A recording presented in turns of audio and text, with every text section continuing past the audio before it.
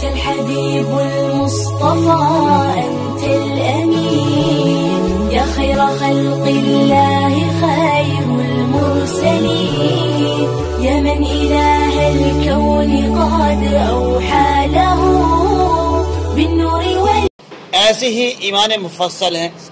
ایمان مفصل کے اندر جو میں نے ابھی کہا تھا کہ 7 چیزیں ایسی ہیں جن پر ایمان لانا تو ضروری ہے. یہ عقائد کی بنیاد ہے، یعنی ایمان کی جڑیں ہیں. جیسے اسلام کی بنیاد 5 چیزوں پر بتائی تھی، یعنی پہلے نمبر پر کلمہ شہادت، دوسرے پر نماز، پھر روزہ، زکوٰۃ، حج، یہ بتایا گیا تھا. ایسے ہی یہ 7 بنیادی یعنی عقیدہ مضبوط کرنا ان کے اعتبار سے ضروری ہے. وہ کیا 7 چیزیں ہیں؟ الفاظ ہیں آمنت باللہ و ملائکتہ. نمبر 1 پر آمنت باللہ، میں ایمان لایا اللہ پر. نمبر 2 و ملائکتہ، فرشتوں پر. یعنی یہ ایمان لانا ضروری کہ اللہ تعالیٰ کے نورانی مخلوق ہیں فرشتے، اور ان کی تعداد بے شمار ہے. اللہ تعالیٰ کے فرشتے کی مخلوق کے نام شماری کسی کو نہیں پتا کتنے ہیں. وہ کتبی، اللہ تعالیٰ نے جتنے بھی کتابیں آسمان سے نازل کی وہ سب سچ ہیں. وہ رسول ہی، جتنے بھی نبی بھیجے اللہ تعالیٰ نے آسمان سے وہی برحق تھے. والیوم الآخری، اور قیامت کے دن پر. والقدر خیرہ و شرہ من اللہ تعالی، اور اچھی بری تقدیر پر جو اللہ تعالیٰ کی طرف سے ہے. والبعث بعد الموت، اور مرنے کے بعد دوبارہ زندہ ہونے پر. یہ ایمان مفصل کے اندر ہے. اس کی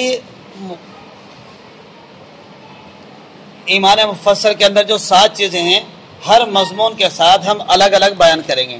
ان میں سے کیا ہے؟ نمبر 1 پر ایمان باللہ، 2 فرشتوں پر ایمان لانا، 3 اللہ کی کتابوں پر ایمان، 4 پیغمبروں پر ایمان، 5 آخرت کے دن پر ایمان، 7 موت کے بعد اٹھائے جانے پر ایمان.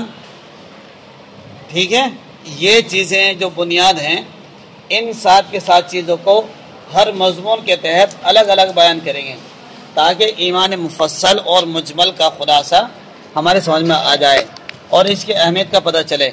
اور ایک بات اور فائدے کی بتاؤں، یہ جو ایمان مجمل اور مفصل ہیں یہ ایک بزرگ گزرے ہیں، حضرت مولانا کریم بخش صاحب لاہوری رحمۃ اللہ علیہ. حضرت مولانا کریم بخش صاحب لاہوری رحمۃ اللہ علیہ لاہوری نے حضرت شاہ محمد یاسین صاحب نگینوی کے حکم سے ترتیب دیے ہیں. یہ بات لکھی ہوئی ہے حیات شیخ جلد نمبر 2 صفحہ 231 میں. لاہور کے حضرت مولانا کریم بخش صاحب تھے. انہوں نے یہ ایمان مجمل مفصل کو احادیث کے الفاظ سے نقل کیا ہے. ان کو ایک جگہ جمع کیا ہے، یعنی حدیث کی روشنی میں، قرآن کی روشنی میں جو عقائد کو سامنے رکھتے ہوئے یہ الفاظ مرتب کیے ہیں. یہ کسی حدیث کے الفاظ مختلف جگہوں پر ملیں گے لیکن ایک جگہ حدیث پاک کے اندر الفاظ نہیں ملتے. اور اس کا حکم دیا تھا حضرت مولانا کو حضرت شاہ محمد یاسین صاحب جو نگینے کے رہنے والے تھے. یہ نگینے کو شرف حاصل ہے. أسعد به قلوبنا واغفر به ذنوبنا واشرح به صدورنا يا ربنا